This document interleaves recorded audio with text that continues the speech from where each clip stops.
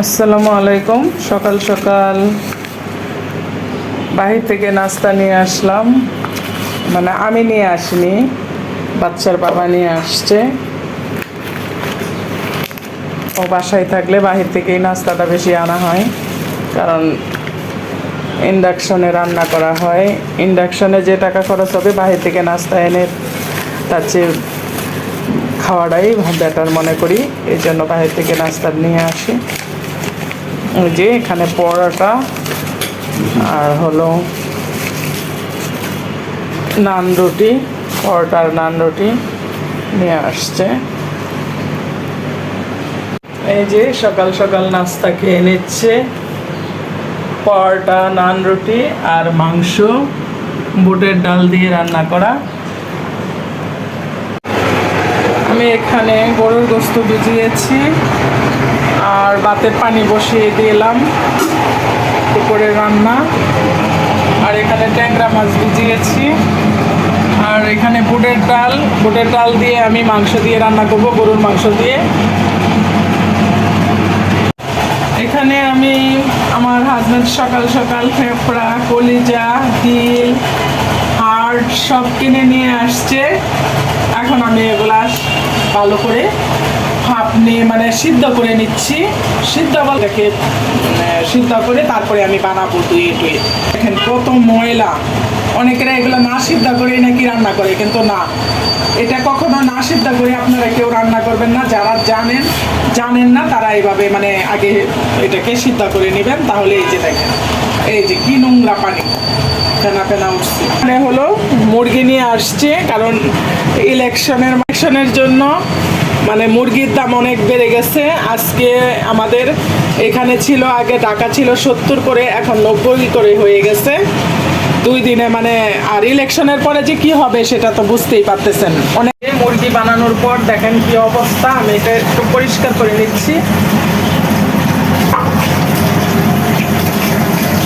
অনেক সুবিধা, দাঁড়িয়ে দাঁড়িয়ে আমি সব কিছু করে ফেলি, কারণ বসা কাজগুলি আমি করতে পারি না।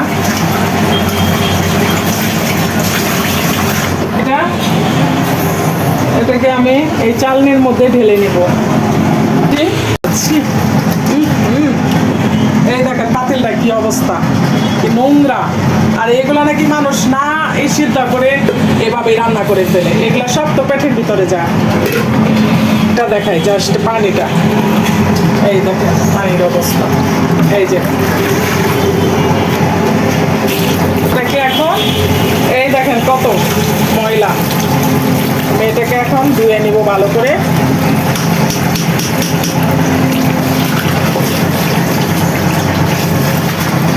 দেখেন ধোয়ার পরে এরকম পরিষ্কার হয়।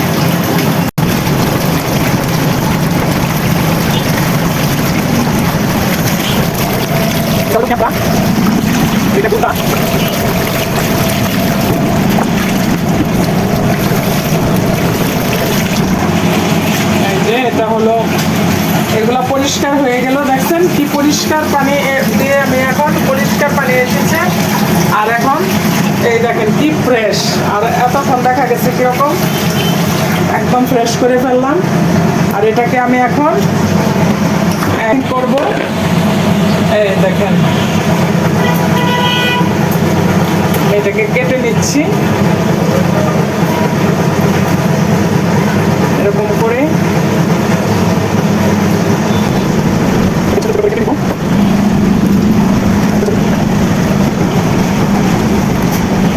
কলিজাটা দেখেন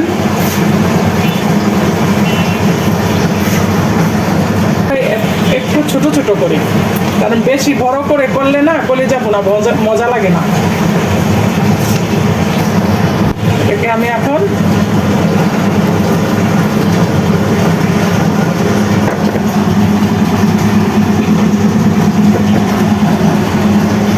কেটে নিচ্ছি গাইস। পরে একদম সম্পূর্ণ কাটা হলে আপনাদেরকে আবার দেখাবো। দেখাই এই যে কলিজার উপরে একটা পর্দার মতো থাকে, এই যে এটা আপনারা কখনো খাবেন না, এটাকে সবসময় উঠিয়ে ফেলবেন। আমি সবগুলিরই উঠিয়ে ফেলছি, মাঝে মধ্যে একটা দুটো ছিল, এটাও পরিষ্কার করে ফেলছি। এই যে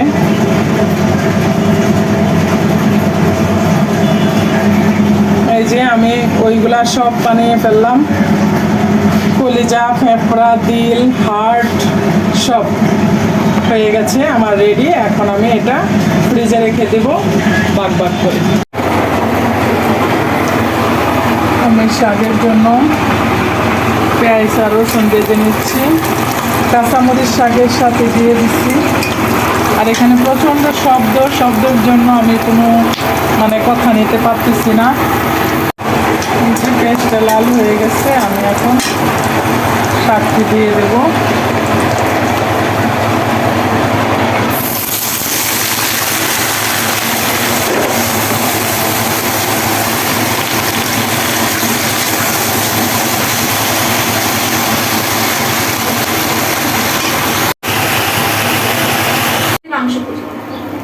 ট্যাংরা মাছ ভাজি করব, তেলে দিয়ে দিচ্ছি।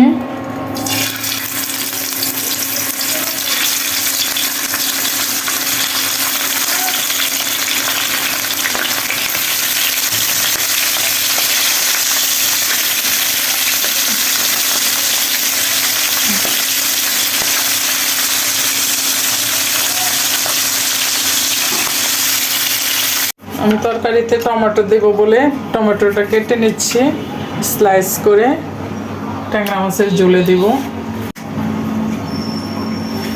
টমেটো ট্যাংরা মাছে দিব, এই জন্য কেটে নিলাম। এই যে মশলা কষিয়ে আমি এখন সবজিটা দিয়ে দিয়েছি। এখন এটা কষানো হবে ভালোভাবে, তারপরে আমি ঝোল দেবো গরম পানি। এই যে আজকে দুপুরের আয়োজন ট্যাংরা মাছের ঝোল, সিম আর আলু, টমেটো আর গরুর গোস্ত হয়েছে, শাক, লাউ শাক। তেমন কিছু রান্না করি নাই আজকে। এই যে দোকান থেকে বাকরখানি নিয়ে আসছে। বাকরখানি কে পছন্দ করেন? তিলের বাকরখানি খেতে তো খুবই মজা। গাইস, আমি এই যে চাউলের গুঁড়ি কুটিয়ে নিয়ে আসছি মেশিন থেকে। আমার হাজব্যান্ড যায় 10 কেজি চাল ভাঙ্গায় আনছে। এই যে এখানেও আছে, আমি একটু ঠান্ডা করতেছি, এগুলা ডিপে রেখে দিব, ডিপ করে রাখবো। এখানে 10 কেজি চাউলের গুঁড়া, আমি এটাকে এখন ভালো করে ঠান্ডা করতেছি। আর কিছু গুঁড়া নিয়েছি, আমি এটাকে আমাদের ময়মনসিংহের ভাষায় বলে মেরা পিঠা, আর অন্যান্য দেশে কি বলে আমি জানি না। কি পিঠা, মেরা পিঠা আপনারা নাও চিনতে পারেন, আমি আপনাদেরকে অবশ্যই দেখাবো। গাইস, এই যে আমি পানিটা ভালো করে ফুটিয়ে নিয়েছি। এখন আমি এটার মধ্যে আমি গরম পানি দিয়ে এটাকে আমি ডো করে নিব। লবণ দিয়ে দিলাম। এটা লবণ দিতে হয় পিঠাটার মধ্যে। মেরা পিঠা আমাদের দেশের ভাষায় যেটা বলি, জানি না আপনাদের দেশে কি বলে। আপনারা দিন পিঠাটা অবশ্যই আপনাদেরকে দেখাবো। আমি এটাকে সাথে ভালো করে লবণটা মিশিয়ে নিয়ে নিচ্ছি। আর এটা আমি গরম পানি দিয়ে গলবো। দাঁড়ান, আমি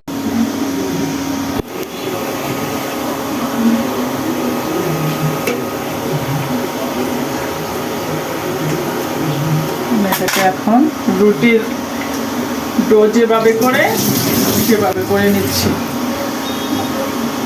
এই পর্যন্ত আপনারা আমার পাশে থাকেন, দেখতে থাকেন কিভাবে করতেছি। ধৈর্য হারা হবেন না, দেখতে থাকেন। কারণ অনেকেরা হয়তো বা এই পিঠাটা বানাইতে জানেন না, জন্য আপনাদেরকে দেখাচ্ছি। কারণ এক এক দেশের পিঠা এক এক রকম।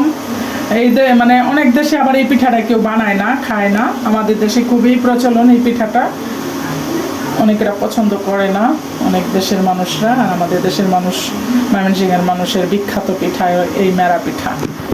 এই পিঠার সাথে আপনি ধনিয়া পাতা ভর্তা করতে পারেন, শুটকি ভর্তা করতে পারেন, চাপা শুটকি ভর্তা করতে পারেন, সরিষা বাটা ভর্তা দিয়েও খেতে পারেন। সেম চিতল পিঠা যেরকম অনেক রকম ভর্তা দিয়ে খাওয়া যায়, যেমন বেগুন ভর্তা, আপনার পছন্দ মতো সব ধরনের ভর্তা দিয়ে, আলু ছাড়া সব ভর্তা দিয়েই খেতে পারবেন। মাংস দিয়েও খাওয়া যায়, মাংস দিয়েও খেতে পারেন। যে গরম রে ভাই, হাত পুড়ে গেছে।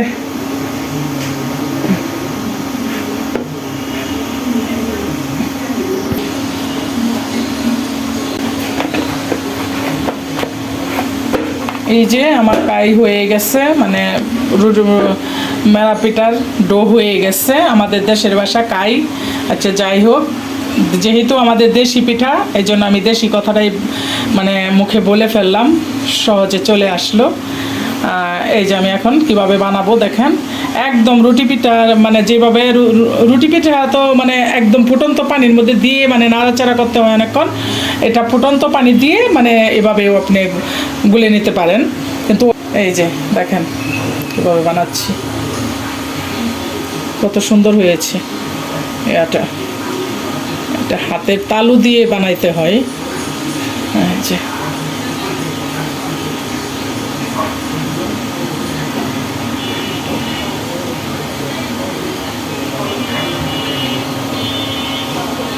বিসমিল্লাহ।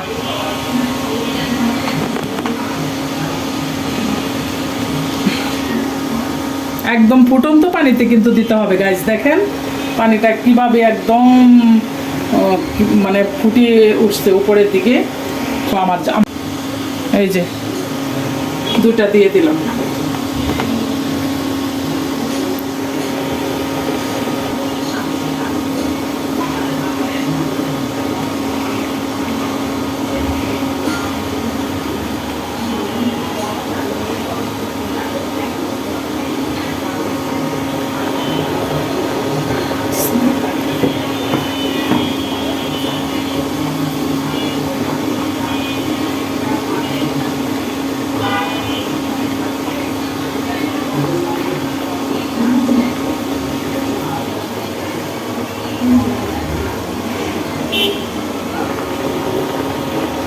অনেক রকমভাবে অনেকেরা পিঠা বানায়, কিন্তু আমি এত বেশি একেবারে প্রশিক্ষণ প্রাপ্ত না, এই জন্য আমি পারতেছি না। অনেকেরা অনেক ডিজাইন করে বানায়, তারপরেও একটা ডিজাইন আপনাদেরকে দেখাচ্ছি।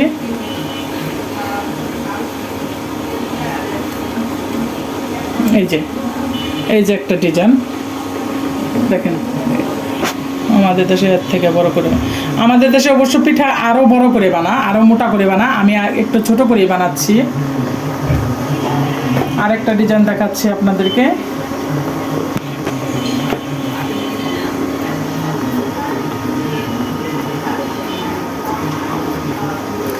আমি এত বেশি ভালো পারি না, বলতে পারবো না মানে আমি যে এত অভিজ্ঞ।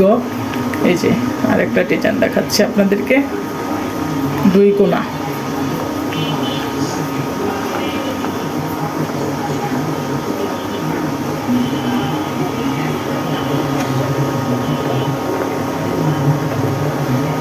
আরেকটা ডিজাইন দেখাচ্ছি,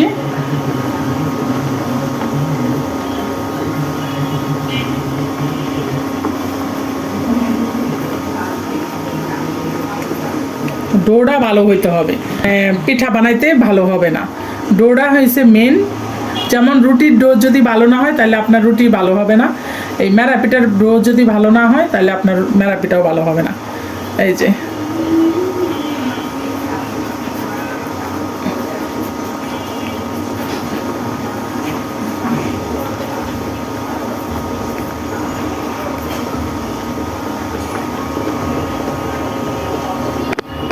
এই যে তিনটা কোনা।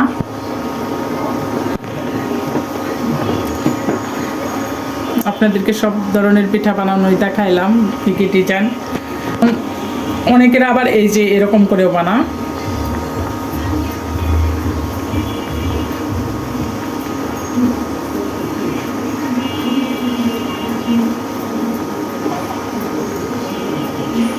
এই যে আমার পিঠা হয়ে গেছে, এখন আমি পিঠা উঠিয়ে নেব। আমি এটাকে ঢালবো এখন চালনের মধ্যে, একটা চালন দিচ্ছি।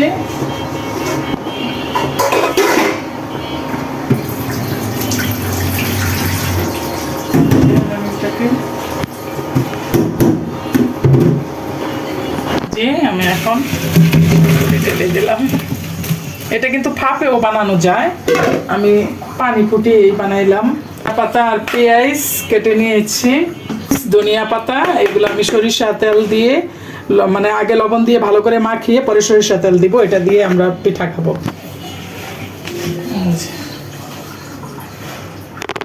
এই যে গাইস দেখেন ধনিয়া পাতা ভর্তা দিয়ে আমরা মেরা পিঠা খাচ্ছি, অনেক মজা খেতে। এই যে খাও।